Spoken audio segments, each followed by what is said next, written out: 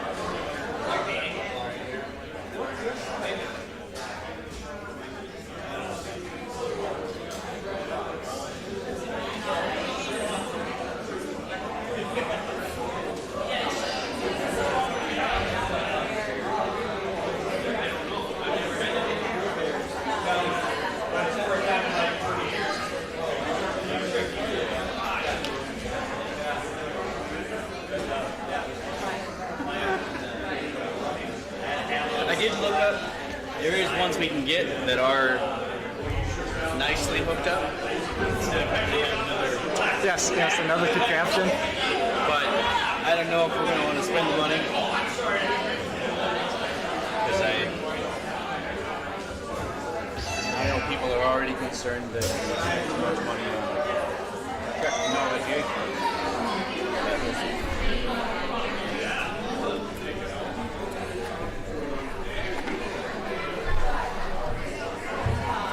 There we go.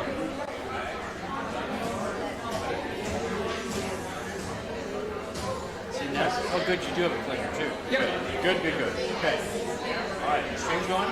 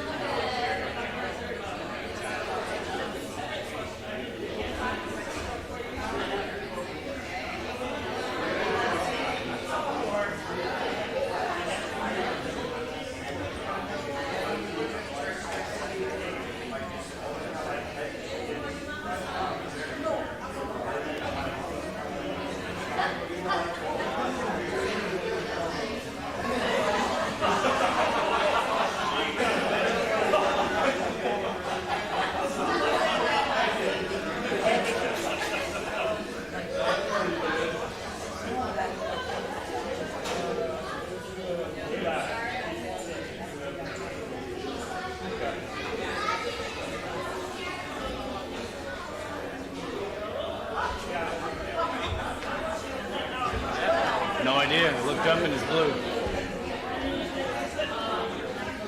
I love What it if it's when the stuff doesn't work. HDMI? Might be. But I don't know if we have an extra. I don't think so. Shane has one, but I think he uses it. And now it won't even do presenter mode. Why are you being... Each time I use these presenter views. Why?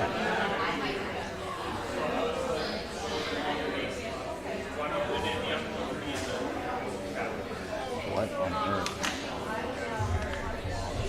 Okay, let's try your display too, because I wonder if it's...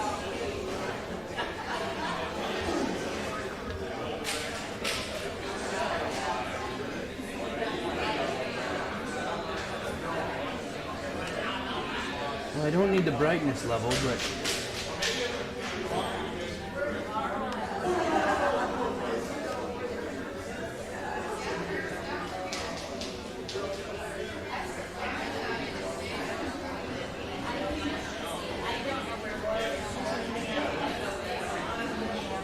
I don't know.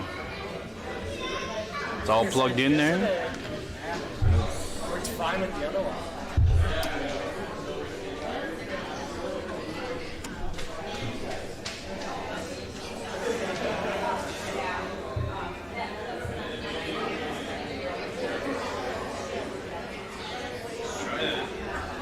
I know that works.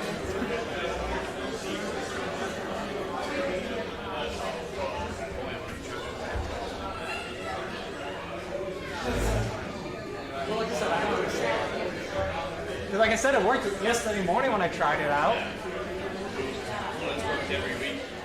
I got it.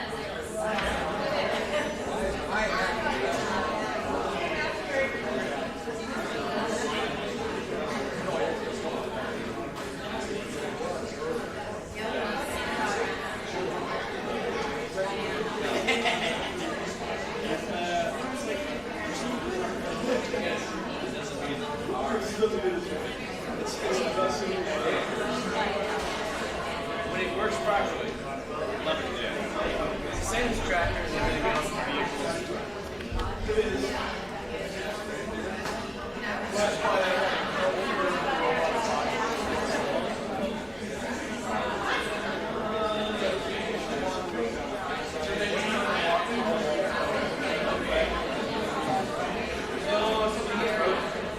It was working.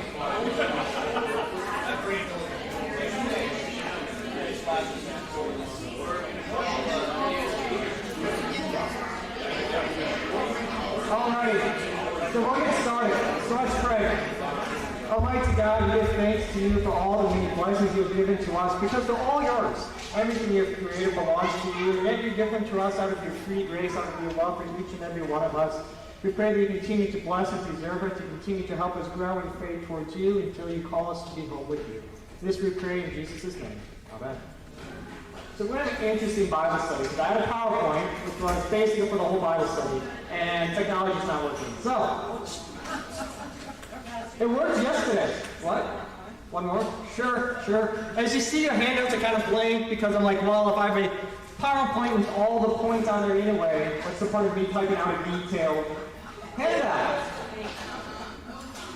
So, like I said, it worked yesterday morning when I tried it, but, it doesn't actually work when you need it to. That's right. Right? Alright, so we'll begin with review.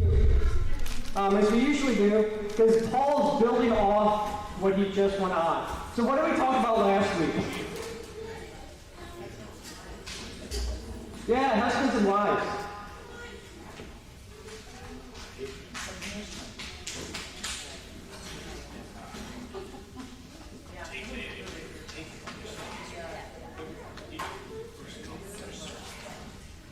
Because a husband and wife and submission. What else did we talk about in relation to that?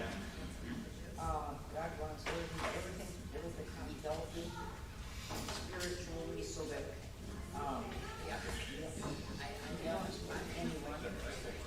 submission is built into creation. Good, so first God wants everyone to be spiritually healthy.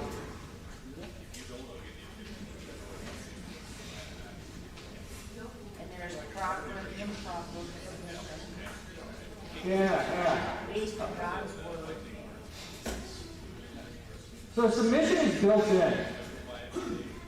Yes. And that was one of the big points Pastor brought up last week, was the submission is built in. We all submit to things whether we want to or not. And the example was, the Stewardship rally, where it's kind of a whole thing about freedom, but you need to get, millions of people together as you, submit by going to the right side of the road, doing all these things correctly. You're submitting to authority. It's built in. It's just what you do. Yeah, it's built into everything. So then it should have shocked us when it's built into this relationship between husband and wives. Right? As we go into today, within children too. So submission's built in. We all submit, whether it's to the authorities, whether it's to husbands and wives, children to their parents, whatever it is, we all submit to something. And God is the head of all things. We submit to God above all else, which would be Paul's point within today's pericope. Good, what else? God poured and engineered the world that belongs to Him. Sin makes submission impossible. Good. So here we have sin. And sin wants to do the opposite, make submission impossible. But that's also kind of the curse that God places upon Eve when she sins. You'll have pain in childbirth, but then you'll want to rule kind of over your husband. Right? We see this, it's kind of the curse that's laid upon it. It says there's going to be enmity between her and her husband who's going to rule because of sin. When God has already built it in, but sin has ruined that. I've only got 2 more pages left. It's one of those things, though, kind of going back to my sermon, with children and families, it doesn't make sense unless you understand everything is God's. It's the same thing with submission. It doesn't make sense unless you actually understand who God is, that He is the Creator who built this all in. Otherwise, submission doesn't actually make sense. Why submit? It seems weak. Why would you do such a thing? Okay, submission is ordained by God. Demons are subject to the name of Jesus. Yeah, even demons, right? We see this throughout the Gospels, though.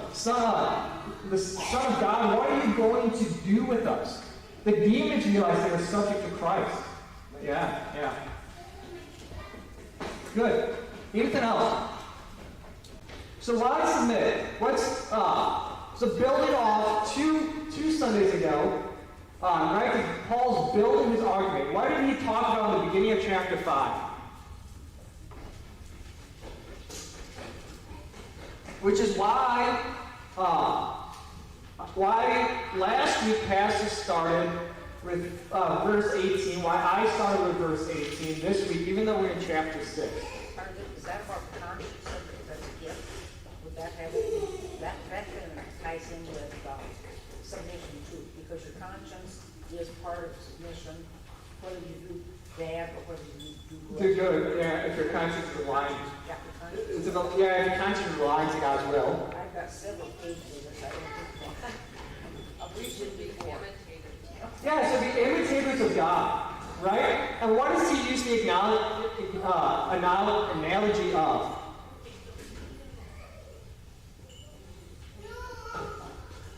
Christ gave himself up. Yeah, so Christ gave himself up. Christ was submissive to the Father, even though he himself was God. But then he also does this with telling us to submit one another out of reverence for Christ. Right? To submit out of reverence for Christ. Because Christ has done this, so you do so also. Then he goes into husbands and wives. There we get the church and Christ analogy, with the husbands are supposed to be like Christ, sacrificing, giving up their lives for the wives. The wives are supposed to be like the church, being submissive to their husbands. Paul will then build off this with today's pericope, using the church and Christ analogy. But first he begins with Christ being submissive, but now he's ruling over the church, and the church is submissive to Christ, and so this is what he's doing, right? He's building off each other. Good, so we'll do Ephesians 1 through 9, Ephesians 6, 1 through 9. If you were in church in early service, my sermon dealt only with the first half. That's because my Bible study was only going to basically deal with the second half, with slavery in the ancient world. There you go. Did it work? Oh, nice. As you can clearly see, I like the pictures. I was debating about changing the beginning so you can actually see the font that says, slavery in the ancient world. I decided not to because I like the picture too much. So my goal, as you can see, that is to deal with slavery in the ancient world because it's going to be fundamentally different than how we think about slavery. And so I figured, because it's hard, there's quite a big drastic difference between children and parents and then slavery to fit that in your sermon. At least one that you want to be mad at me for preaching for 40, 45 minutes. And so what I decided to do is split this into two things. So my sermon dealt with the first half, and Bible study will mostly deal with the second half. So I'll read 1 through 9, so this way we get our lesson. Children, obey your parents in the Lord, for this is right. Honor your father and mother. This is the first commandment of the promise, that it may go well with you, and that you may live long in the land. Fathers, do not provoke your children to anger, but bring them up in the discipline and instruction of the Lord.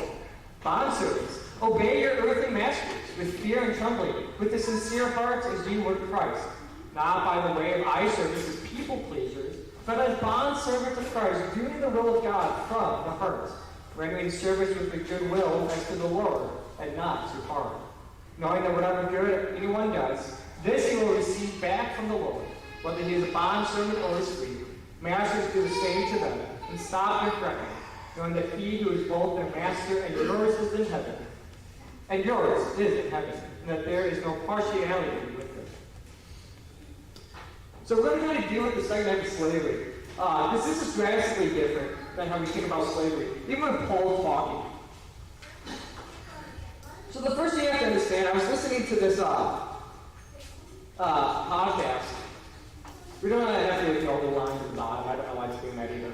I was listening to this podcast that I was walking 2 weeks ago about an ancient Rome. This is what I do when I walk, listen to history stuff. And there's this professor, and he tells his students when they get to slavery in the ancient world, so whatever you think about slavery, throw it out the window. Unless you know slavery about the ancient world. Because it's drastically different than how we think about slavery. When we think about slavery, what do you think of? The South. Good. What? Whips and cotton fields. Anything else? What? Bondage. Yeah. We'll also predominantly think of blacks. Right? That is what we think of slavery, we think of it being black people. We just do. Now it's going to be different though within this ancient world. Some of it will be similar, but we can't bring our thinking of slavery back there. Because then, first of all, it doesn't make sense. It does a disservice to Paul and what he's talking about and the context he's talking about. So when you think of slavery, we think of antebellum South slavery. That's just what we think of. So low form of slavery, to put it in a different way. That's going to be different. So throw that out the window. So the question is, who are the slaves in the ancient world? Well, first you have to understand by the 1st century, about 1/3 of slaves in ancient Greece and ancient Italy were slaves. So actually just Greece and Italy, that's not the whole Roman Empire, but it's for the big 2 spots within the Roman Empire. 1/3 of it was slaves. So it was built in. This was just part of it. It was seen as a social order. So it wasn't a small minority by any means.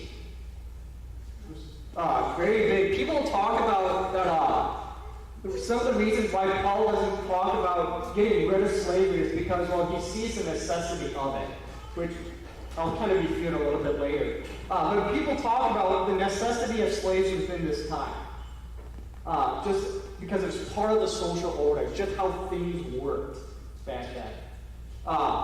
So it's a big population. The other big difference for us also, it's not based on skin or race. Right? When we think of slavery, we think it's the blacks. We think of it as a skin color type of thing.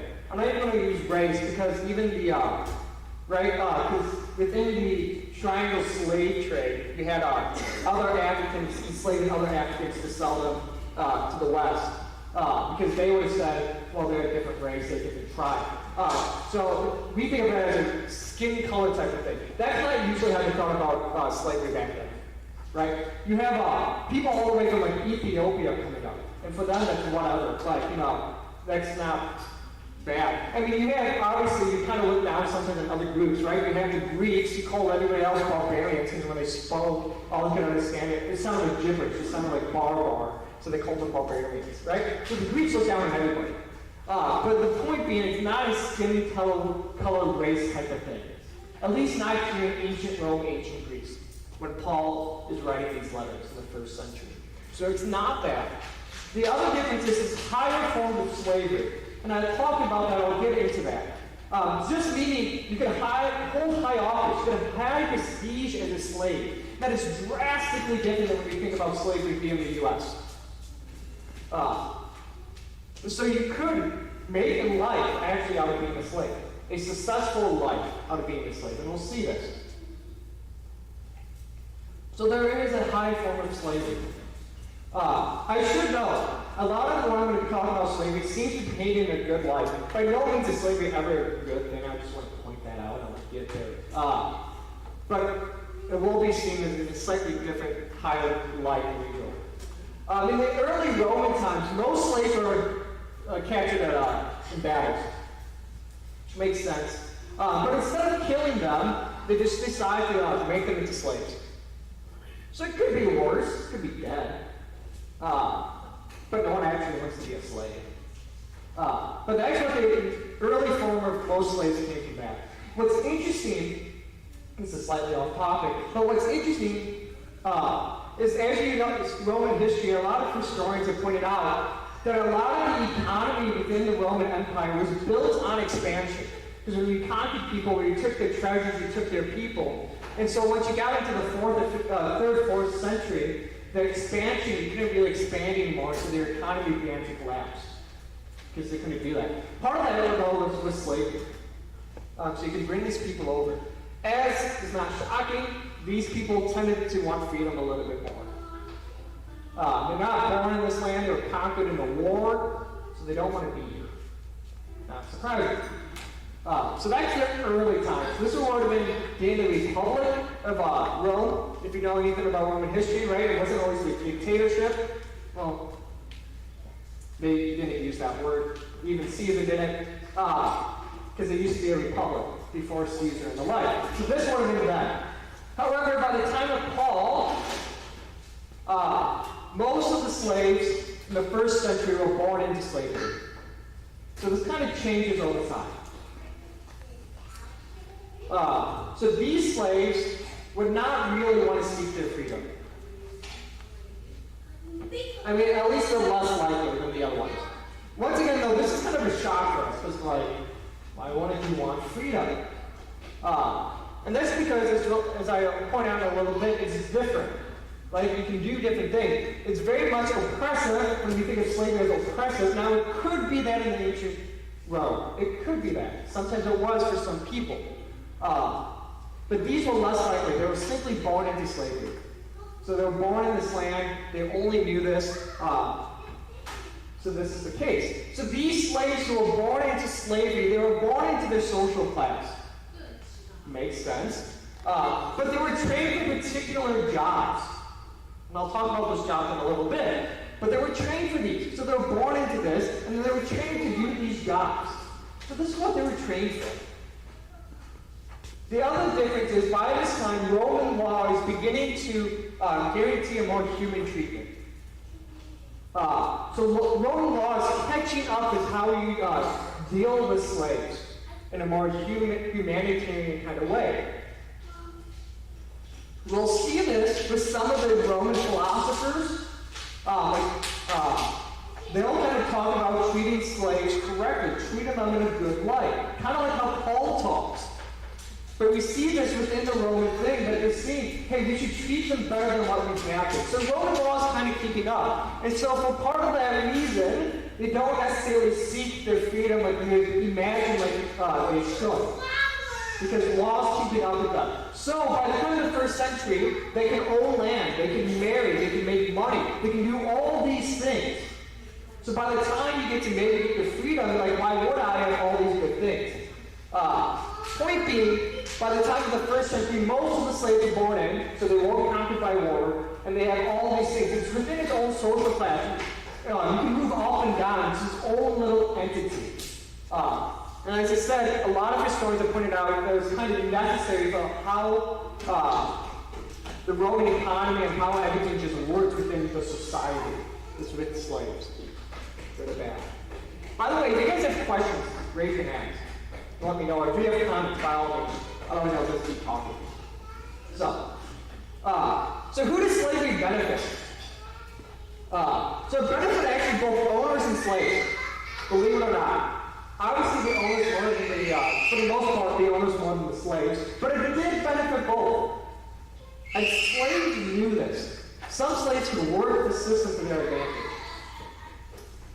So here's a quote. A lot of this information I get from various sources. This is a quote from the commentary on Philemon. Like, it's Philemon is a slave who runs away, and Paul's writing a letter on his behalf. So here's what this guy has to say.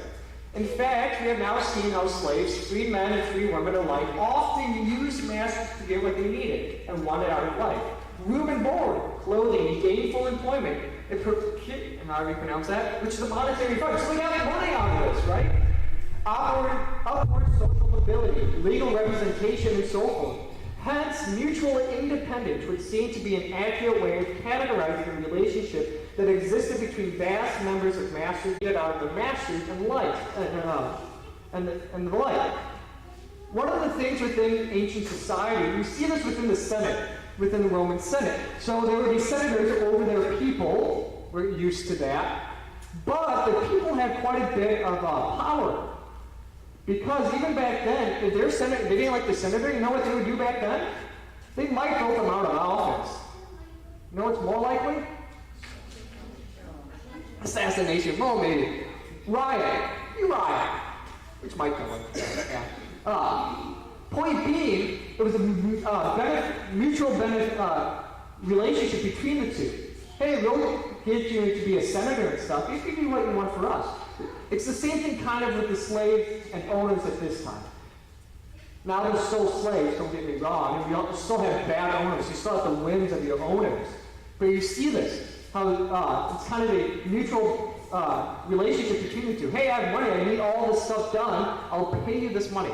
We see this within some of the parables, right?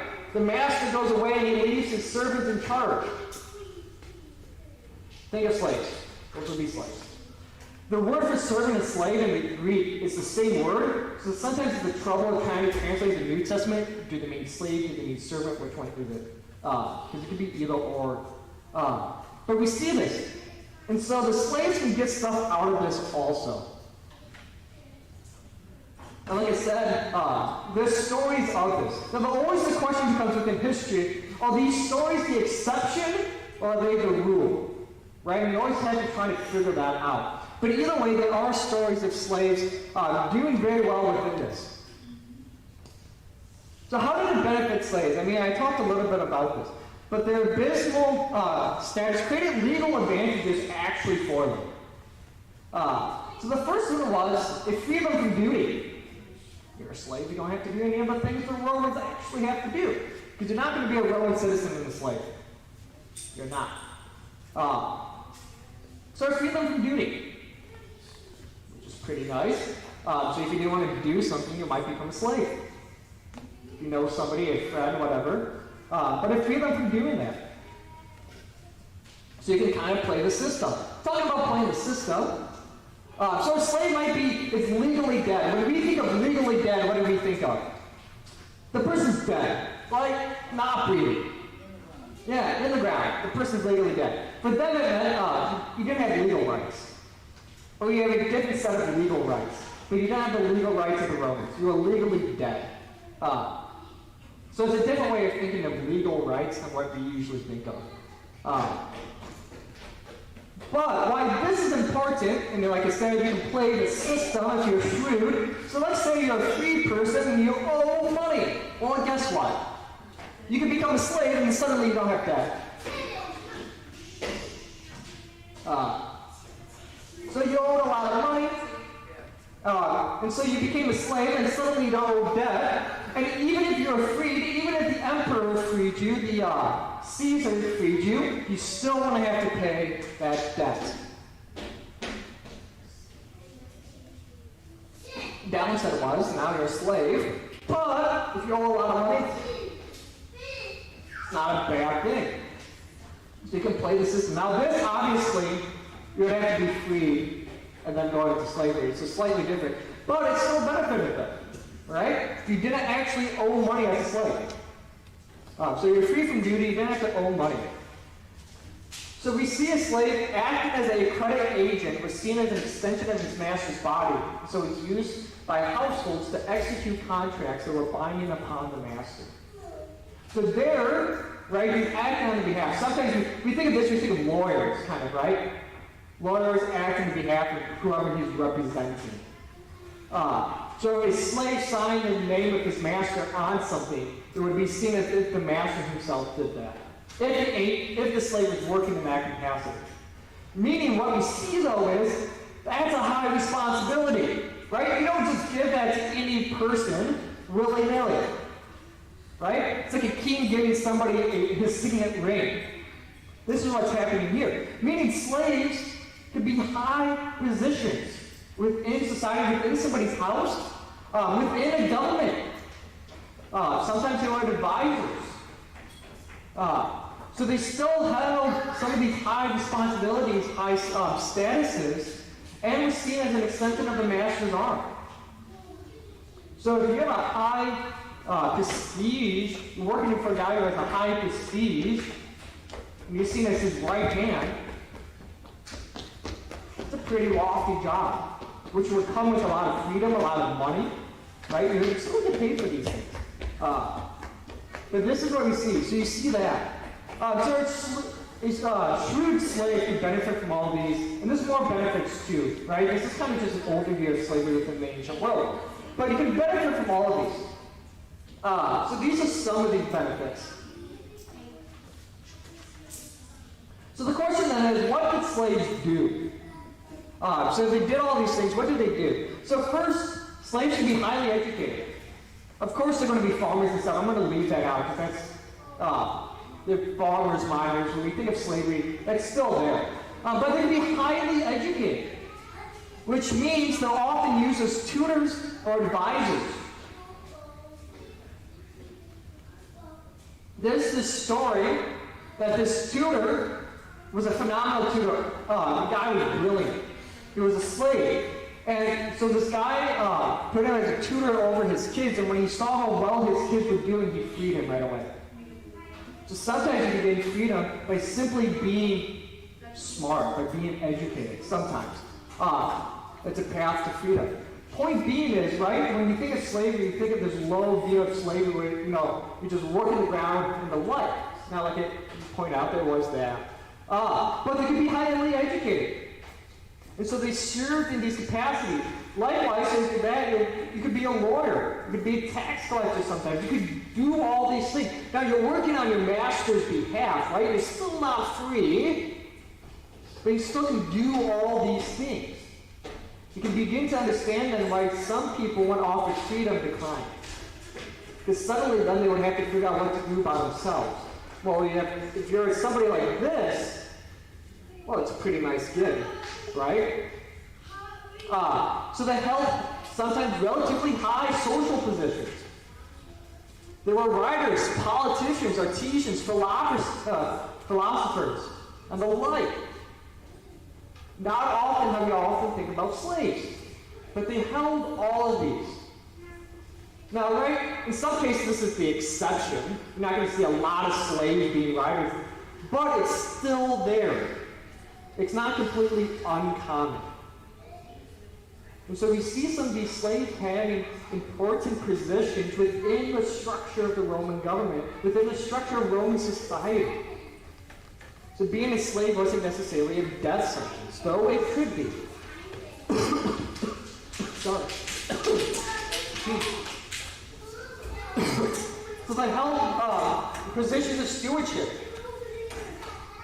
It's like that parable, right, that I talked about. The master leaves, and he leaves his household for his servants and for his slaves. So they held positions of stewardship over the master's house. I have this here. No. So slaves could in fact own other slaves. Like I said, they could own their own land. They got money. They owned sometimes slaves, which is often not when we think about slaves, owning slaves. But you have that also. So it's sometimes in some ways a complex type of thing that's alive and working within the first century of Roman times.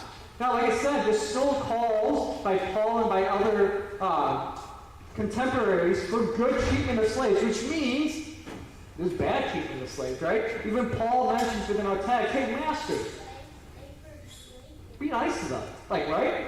Don't be masters. Like, do these things, which means you could have a bad owner. So don't get me wrong. But you can see they could hold these positions. I didn't really put down enough. The next point. Yeah. They could own property and own slaves. So there you go. So they could do this. Responsible for money and property. But you can begin to see that it's a big thing. And like I said, those born into slavery would be trained for these positions. So this is Paul. I didn't read this, but I wonder it would stand to reason. Then in some cases, some of these might be hereditary within a whole household, right? That if you serve your master for a couple of generations, like whoever your next son is, it's probably going to be also within this position, because they were trained for this. And so this becomes something that we don't think about, but this is how people operate sometimes within slavery. If you were lucky enough to have a good slave owner, and you were skilled enough to do these things, but they were trained from this from birth, so this is what they did. This is what they were good at. And if they were good, they would be rewarded. It was just kind of what was built in. Yes? They were owned, though. Yeah, they were owned. Could they be sold or traded? There's not much talk about that. Now, obviously they were bought. You kind of get this a little bit. But that was more kind of like after wars, kind of.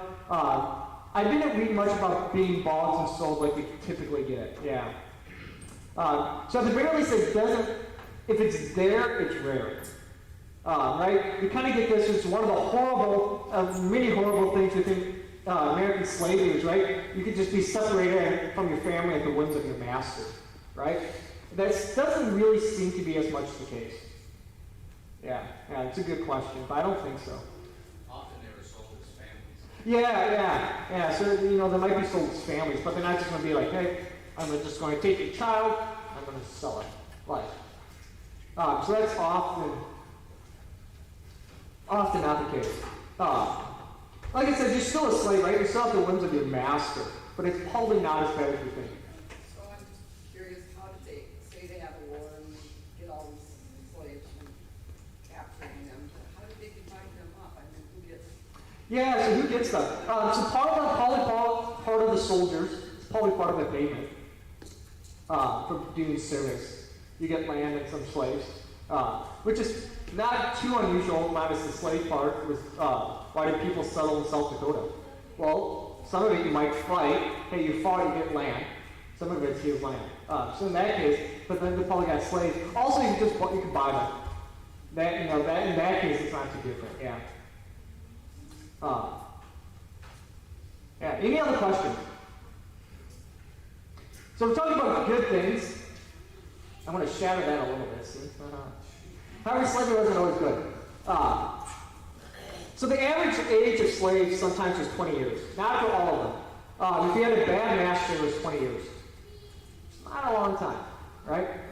You could get freedom at 30. That was within the laws. If you were a slave for 30 years, you could get freedom if you wanted it. But the average age was 20 years. So that's not good. As you can imagine, overcrowding, disease, malnutrition, and the like were caused with this. All the typical things. So if you got a bad owner, if you work the mines, stuff like that, still, it's not great. You're not going to live long, right? And so that, there's two sides to this, right? There's a good, if you got lucky with a good owner, if you had some skills, like you can make a life out of this. A successful, well-funded life. On the flip side, you could only live 20 years. You could also be flogged and crucified for your feet if their owners wanted to punish them. There's stories of this. In fact, in the southern part of Italy, I don't remember the city right now, they talk about one of the gates. This is where they did it. There's a word, a Latin word, which basically means flesh makers. That's because they would flog the slaves and crucify them. Right? So nasty stuff. Owners could do that still, well within their rights, if they wanted to punish a slave. So you still had some of these things. So don't make no mistake about it. So some of it is still bad. What do you mean for? You would pay the guy to do it. Yeah. Yeah, you would pay somebody to do this. Yep. So you would flog them or crucify them yourselves. You would pay somebody to do it, and it would be his job to do these things. Mm-hmm. Yeah. So you just paid somebody to get rid of your slave, basically. So, like I said, still at the things of your slave. Still at the mercy of your owner. What's interesting, right, and this goes back into Christ and his crucifixion. Crucifixion was a slave death. Very, very rarely did a Roman citizen die by crucifixion. There are some examples. Usually it deals with rebellion. Outside of that, usually a Roman citizen was beheaded or hanged. Usually it was beheaded, like Paul, because he was a Roman citizen. But crucifixion was a slave kind of death. So there you see Christ dying as a slave. He died the death of a slave, one who was a nobody, right? Because if you're a slave, you're legally dead, you're a nobody, which is the next point, you're not seen as a person. But that gets back to the humility of Christ. This also gets back to, if you're going to follow anybody, you want to follow somebody who died by crucifixion. People understood what crucifixion meant. The disciples understood what crucifixion meant, right? You died as a slave, as a nobody, as an enemy of the state. So there were still negatives, obviously, to this. Depending, like I said, on your skills, on your owners. But there's two sides to this coin. So you can still sometimes get this low view of slavery. When I mean low view, I mean work to death kind of view. Compared to, a higher view, which you still could do things, which was also the case within Roman times. So you kind of got both of these, which are present. What shocks us, though, is the Bible doesn't oppose slavery. It doesn't directly oppose slavery. And like I said, this tends to shock us, right? We would want to read Paul, and Paul saying, Get rid of all your slaves. Free them all. Right? That's what we want. And it shocks us when we don't do this. Why? Because we have a 21st century view of slavery in America. Now, like I said, and Paul would point towards this, slavery is not part of God's plan. So it's not a good thing, especially how when owners treat their slaves badly. And Paul's not advocating for slavery. He's not being a spokesman for like to abolish slavery. And we'll see this though. So this shocks us for two reasons. First, manumission, which is a freedom with a very real possibility for most slaves. Most slaves could get freedom at some point in their lives. Like I said, there's the story of the tutor. There's stories like that all over the place. So if you were really good at what you did, you would be able to get freedom. Okay. So a lot of them had possibilities. Not all of them, which is a problem, but a lot of them did. The other thing that shocks us is that a lot of them denied being free. When they had given a chance, they would decline it. Why? Well, as we've talked about by this point, right? They had all these benefits if they got to the point of freedom, they might own other slaves. They might have a good paying job. They might be held in high esteem. Suddenly, if they're free, they have to decide what to do now. They have to sustain themselves. They have to do all these things. Plus, if you're born into slavery, this is what you were trained to do. And suddenly now you have to figure out what to do. Well, between those two options, you might be like, well, I'm just going to stay a slave. So those two things kind of shock us. Now, some slaves, right? They had to pay. You usually have to pay for your freedom. You were given a chance and you had to pay. Which means also that they were making money. And a lot of slaves did this, right? And they did buy their freedom. But a lot didn't also. Isn't that kind of like the slaves in America? When they were first brought over, they didn't know how to do anything but work, and they weren't given a chance to educate themselves. But they had to educate themselves. But nowadays, they are given the same rights, in quotation, as a white person. Yeah, well, see, they really have to work for it. Well, and here's another difference, right? So the Civil War happens. They're granted their freedom. Fantastic thing. And the Southerners knew this. Well, what are they trained to do? The only thing they know is how to work the land, right? They're not educated, except for maybe 1 or 2 or very few percentage. So what are they going to do? They're not going to start starting their own businesses and stuff. They don't know how to do that. They don't have the skills to learning how to do this, right? And so the Southerners took advantage of that, right, after the Civil War. But yeah, so in some ways you see this here. They're being trained for this, and then, hey, you can have freedom. If you watch it, they're like, well, what else would I do? So I'm just going to keep doing this, right? Yeah, so in some ways you get that. And they're like, hey, this is a nice gig, I'm going to do this. Some of them are like, hey, I want to be a free person. Now, you would always be, even if you bought your freedom, you would still be kind of seen as a slave.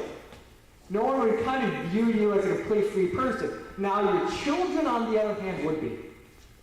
So your children could get Roman citizenship. You wouldn't be able to. So another reason you might do this is, hey, I'm going to do this for my kids. So that way, they can be maybe a Roman citizen, they can do these things. So that's another dynamic to this, right? There's a lot of layers to this, and we're just kind of going through an overview. But these are different things, right? So they might not do this. But like I said, God, along with Paul, calls for good treatment of slaves. Right? This is what we read here within our own text. For good treatment. Hey, you shouldn't be doing these things. Pastor? Yes? Weren't these, to me, in my mind, I can't really compare this to slavery of black people, because this is more prisoners of war. But at this point in Paul's time, no. Right. But the black people they weren't prisoners of war. They came into society and nobody accepted them, and they were turned into. Yeah. These people were taken over by taking over their land. Yeah. In some cases. No, that's fair. That's fair. Right, there's a difference. Now, some of the slaves were victims of war, and then wars in Afghanistan were shipped over by their captors. But yeah, right, there is a difference, right? It's a pretty stark difference, right? And that's why the point of my first slide was, whatever you think about slavery, throw it out the window. Okay, what color were the slaves in the ancient times? Whatever color, so you might have some Britons. I would guess that a white person had white slaves. Oh, yeah. Right? But here, white people had black slaves, and they made a great difference. Yeah, right? You could tell somebody was a slave or not just simply by looking at them. Right? So, there's a drastic difference between how we view slavery and what slavery it actually was like in the ancient times, in the Roman times, at least by the 1st century. Right? So there is a drastic difference, and I don't want to get away from that. So you're absolutely right. Right? And so, also the point that you're bringing up, Dad, which is a good point, right? You see these people, hey, they're slaves, and they're nothing more, right? They're down here. Where within the Roman times, you could be a slave, you could be a high social life. That person, look at him, high social standing by being a slave. But we see God along with Paul call for good things. Seneca, who's one of the philosophers, along with Philo, Roman contemporaries of Paul, also calling for good treatment of slaves. So we see, even outside the Bible in Roman times, people calling for good treatment of slaves. Right? But slavery does starkly contrast with God's view, the biblical view and affirmations of God. Meaning, they were not seen as a person or less than a person. That starkly contrasts how God views us and how God wants us to view each other. Right? So it is starkly opposed to God and His will for His people and the like. So make no mistake of that. And Paul too understands that. But like I said, he's not trying to be a social revolutionary. He's trying to tell people, how do you live as a Christian within your vocation? And so slaves, this is how you live this way. Now, if you can buy your freedom, by all means. And we'll kind of get there. This is the next point. But you begin to see that slavery is not how God views His creation. So it's not a good thing. And I don't want to get that, I don't want to seem like, oh, Pastor Smith's saying, slavery in ancient world, good thing. I'm not saying that. I'm just trying to point out the drastic difference of how we view slavery, how they viewed slavery in the times of Paul. And how Paul can tell a slave, hey, work for your master. It doesn't matter if he sees you or not, still work for him. Why? Because Christ is Lord over you, just as He is Lord over your master. We hear that and we're like, how can He say that? Well, because it's slightly different. When I say slightly, it's drastically different. And so this is what he's talking about. So Paul and slavery. When Paul talks about slavery, he does not speak of slavery as a necessity. Right? I talked about this. You get a lot of historians talking about slavery as a necessity for the Roman Empire. Paul doesn't talk that way when he talks about slaves. It is to say, keep being a slave, this is good for the Roman Empire. This is good. We need this to survive. He doesn't bring that up. So he doesn't say that. He also doesn't see them as a lower social class. He treats them as human beings.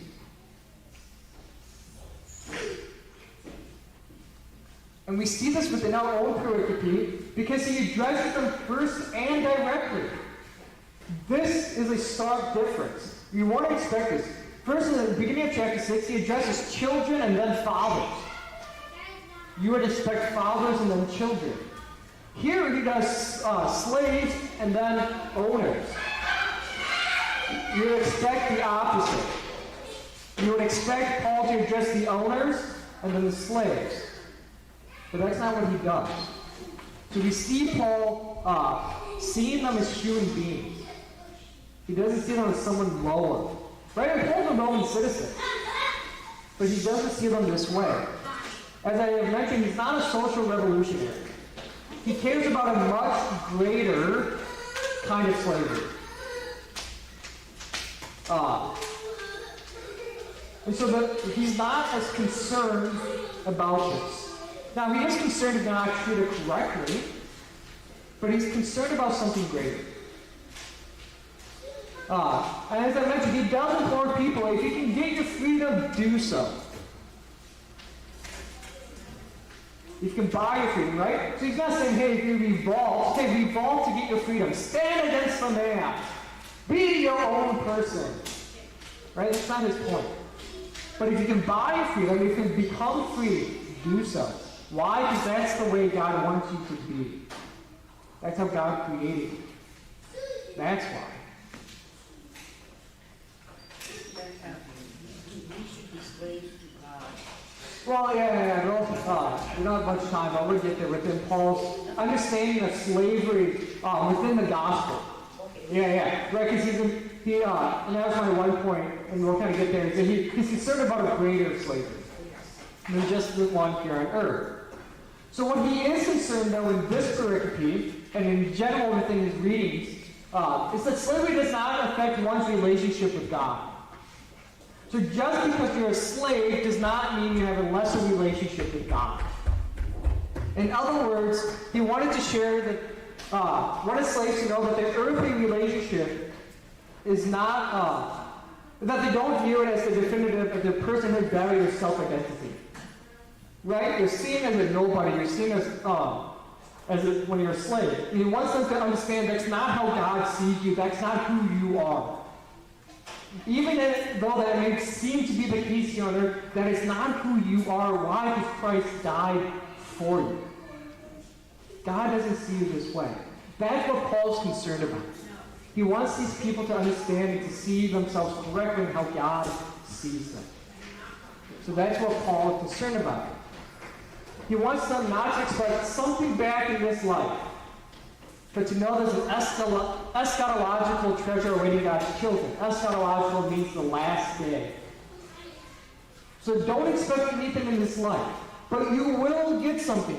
When? When Christ returns. Why? Because you're a child of God. That's who you are. And that's what he wants them to understand. Now that you have been freed from the devil, what does that mean? Well, you continue to serve in these ways. Now, you can be free, but always continue to do this, and it doesn't impact your standing before God's eyes. All right? Once again, it kind of gets back to the two kinds of righteousness. Also, within our pericope, it's a continuation of the church, Christ's church analogy. Right? The church is submissive to Christ. Well, what are we called to do? Also to be submissive to Christ. Right? Owners. You may own slaves, but remember, Christ is still Lord over you. So be submissive to Christ still. As Paul points out in our reading. So it gets back to that. So for Paul, it's a vocation issue. So what you're called to do. So even if you're a slave, it doesn't give you the right to slack off. It doesn't give you the right to rebel. Why? Because God has placed you there. Even if it's not part of his plan for creation. So we'll turn to 1 Corinthians 7. We still have 5 minutes.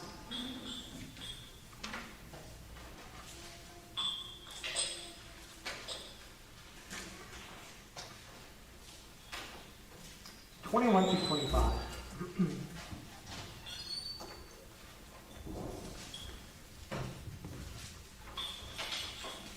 Were you a bondservant when called? Do not be concerned about it. But if you gain your freedom, avail yourself of the opportunity. So right there he says, once again, if you can become free, do so. For he who has called in the Lord as a bondservant is a freed man of the Lord. Likewise, he who was free when called is a bondservant of Christ. You were bought with a price. Do not become bondservants of men. So brothers, in whatever condition you were called, let him remain with God. Well, I actually won't read verse 25. I consider a different part. But, right, so there he's saying, hey, even if you're called, even if you were baptized and you're a slave, stay there. That's fine. If you get your freedom, become free. But still serve them. Why? Because God still sees you as free. Right? So Paul's concerned about how the slaves saw themselves in the eyes of God. This is how God views you. So continue doing these things. We'll turn to Romans chapter 6. Because right, he wants to see this in light of the gospel. Now that you have been called, now that God has died for you, what does this mean? And this is where we get to your point, Betty. We all know these verses in Romans. So Romans 6:15 through 21. What then? Are we to sin because we are not under the law but under grace? By no means. Do you not know that if you present yourselves to anyone as obedient slaves, you are slaves to the one whom you obey, either of sin, which leads to death, or as of obedience, which leads to righteousness. But thanks be to God that you were once slaves of sin and become obedient from the heart to the standard of teaching to which you were committed, and have been set free from sin, have become slaves of righteousness. I'm speaking in human terms because of your natural limitations. But just as you were once presenting your members as slaves to impurity and to lawlessness, leading to more lawlessness, so now present your members as slaves to righteousness, leading to sanctification. For when you were slaves of sin, you were free in regard to righteousness. But what fruit were you getting at that time? From the things of which you are now ashamed. For the end of these things is death. But now that you have been set free from sin and have become slaves of God, the fruits you get leads to sanctification, and its end, eternal life. For the wages of sin is death, but the free gift of God is eternal life in Christ Jesus our Lord. Right? So there, we get Paul's talking. You're going to be a slave to one of two things, either to God or to the devil, to your sinful flesh. You're going to be a slave to one of those two things. The question is, to what? Why? Because once it's understanding of slavery, putting yourself in submission. And so we get here, right? Paul is trying to frame this within the gospel. How do you live as a Christian now that God has redeemed you? And that's what he's focused on. So this is why we don't see Paul shouting, we must free all slaves, you must do all these things. No, he still says, hey, get freedom if you can, but he's more concerned about slavery within the context of living the Christian life in the eschatological context of, hey, you're still a slave to Christ, right? You still do God's will. You do what he wants. You're still a slave. So quickly, as we have 2 minutes, remember the question of the Ephesus church was, how can there be unity between Jew and Gentile? Remember, that's the question. That's what Paul is answering. So we see this, the Christ is unity, which breaks down barriers, right, between Jew and Gentiles. Right? The barriers are not there any longer because of Christ's death and resurrection, which flows directly into how we live. So how is the unity? Well, because of Christ. And because now there's unity, husbands and wives submit to your husbands. Children submit to your parents. Slaves be submitted. Why? In all these cases, why? Because Christ submitted himself upon the cross. So as Christ does that, we submit to Christ as well. Right? So this is what Paul's whole thing is talking about. Within the context of the gospel, how do we do this? So serving, chapter 5 and beginning of chapter 6, with husbands and wives, children, parents, slaves, and owners, how do you live? How do you live within the Christian context of serving one another, submission, as Christ and the church being the example? Any questions or comments? This is actually, just to prove it, the end of my presentation. So, timed it well. Questions or comments? So, that last bullet point would assume that a slave could be a Christian if the master was something else? Yes. Which is different, right? This is another thing, until actually relatively recently within history. Usually whoever the religion of whoever the head of the household was, that's the religion of the whole household. Just in general. But here we do see Paul saying, hey, you can be a Christian even if your owner isn't. Which is a drastic change actually within the social order. This is only changed within the Enlightenment. They would do not think this way. But yeah, that's a good point. Any other things? Well, let's close with the Lord's Prayer. Our Father, who art in heaven, hallowed be thy name. Thy kingdom come, thy will be done, on earth as it is in heaven. Give us this day our daily bread, and forgive us our trespasses, as we forgive those who trespass against us. And lead us not into temptation, but deliver us from evil. For thine is the kingdom, and the power, and the glory, forever and ever. Amen.